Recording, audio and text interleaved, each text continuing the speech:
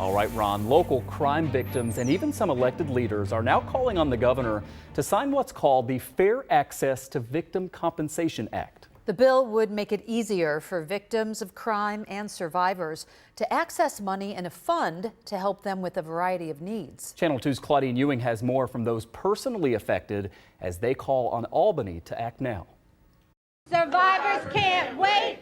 New York State must compensate. The Fair Access to Victim Compensation Act passed the state legislature. The federal and state money helps victims and survivors pay for anything linked to their suffering, therapy, funeral costs, even replacing personal property. It's about healing.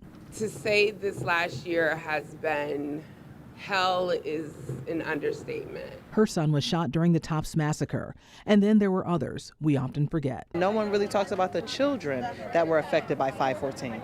There were children in Tops, there were children in that parking lot. They have to deal with that for the rest of their lives.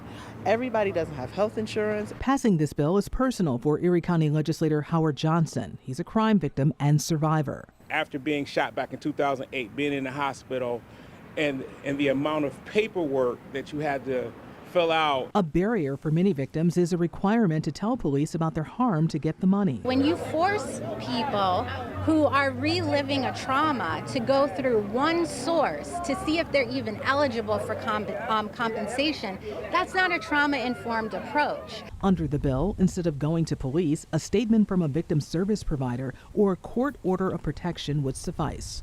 Also, victims can file claims up to 3 years after a crime. Currently, they only have 1 year. Assemblyman Meeks is the main sponsor of the Fair Access Victim Compensation Bill. We're not here asking the governor. We've done the work. The people voted. The representatives of the people have voted. The legislation must be signed into law.